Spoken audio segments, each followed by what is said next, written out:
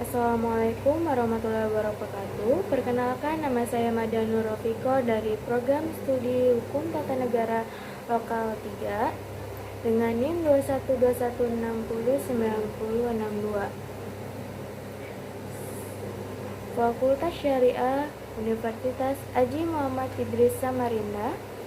Video ini dibuat untuk menuntaskan UAS atau ujian akhir semester mata kuliah Filsafat Hukum dengan dosen pengampu Dr. Haji Siti Aisyah, SPD, SHMM, MH, dengan materi yang berjudul Sosiologi Hukum dan Realisme Hukum.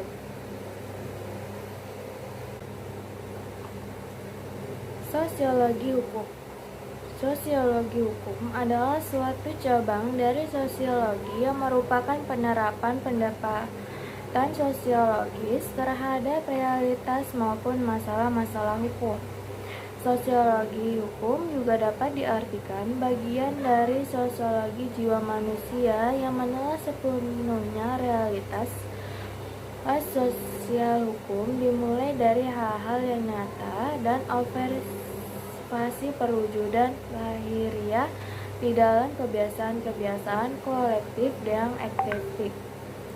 Sosiologi hukum memiliki pengertian menurut beberapa ahli. Yang pertama, menurut Jono Soekarto, menurut dia adalah sosiologi hukum adalah suatu cabang ilmu pengetahuan yang secara analitis dan empiris menganalisis atau mempelajari hubungan timbal balik antara hukum dengan gejala-gejala sosial lainnya.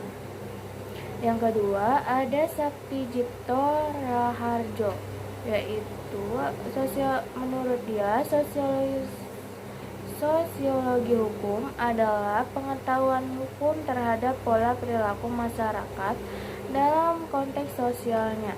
Yang ketiga, ada R.O.J. Salman, yaitu sosiologi hukum menurut dia adalah ilmu yang mempelajari hubungan timbal balik antara hukum dan gejala-gejala lainnya secara empiris analisis.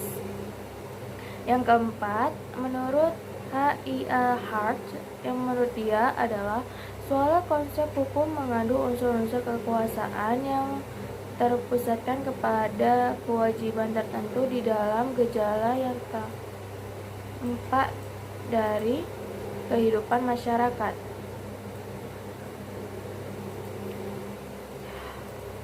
Sosiologi hukum memiliki aliran-alirannya.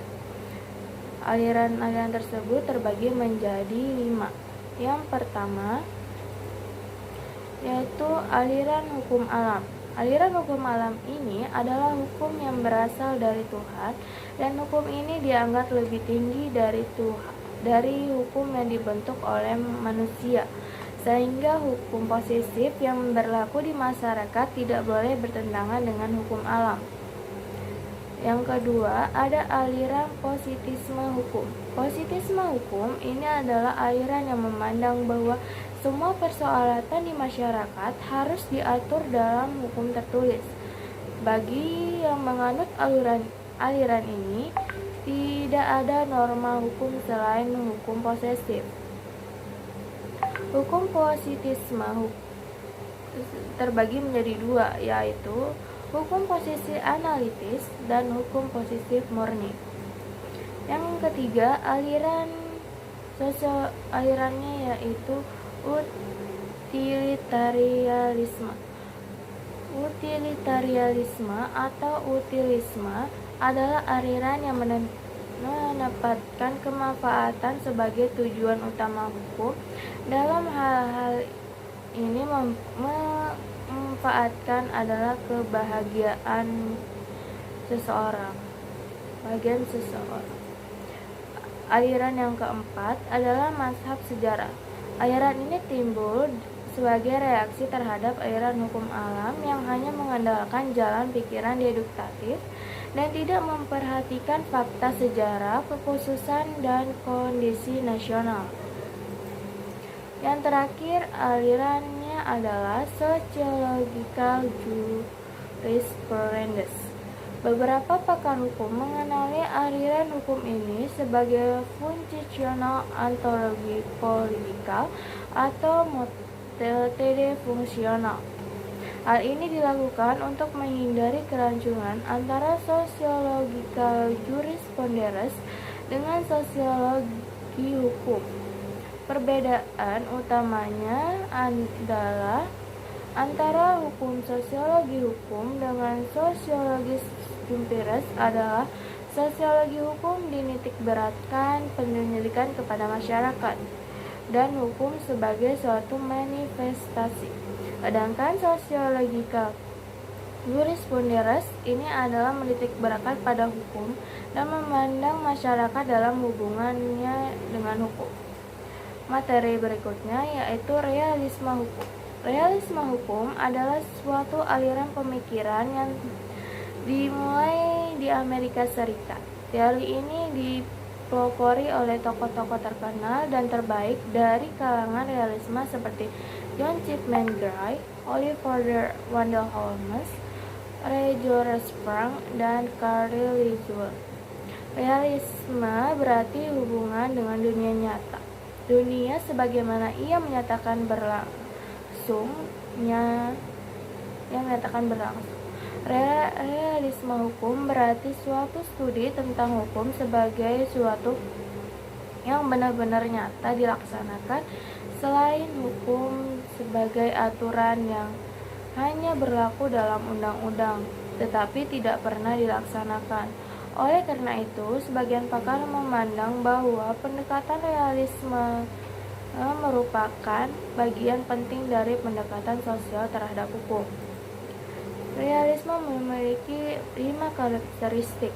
Yang pertama, realisme hukum bukanlah suatu aliran atau mazhab. Realisme adalah sesuatu gerakan dalam cara berpikir dan cara bekerja tentang hukum. Yang kedua, realisme adalah suatu konsep mengenai hukum yang berubah-berubah dan sebagai alat untuk mencapai tujuan sosial. Maka tiap bagiannya harus diselidiki oleh tujuan maupun hasilnya. Yang ketiga, yaitu realisme berdasarkan ajarannya atas pemisahan sementara antara solen dan sein untuk keperluan suatu penyelidikan. Yang keempat, realisme tidak berdasarkan pada konsep-konsep hukum tradisional. Oleh karena itu, realisme bermaksud melukiskan apa yang dilakukan sebenarnya oleh pengadilan dan orang-orangnya. Yang terakhir atau yang kelima adalah gerakan realisme menekankan bahwa perkembangan setiap bagian hukum haruslah diperhatikan oleh sesama mengenai akibat-akibatnya. Itu aja materi tentang sosiologi hukum dan realisme hukum.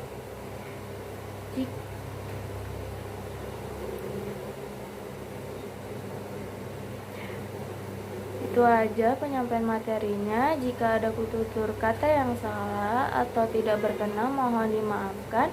Wassalamualaikum warahmatullahi wabarakatuh.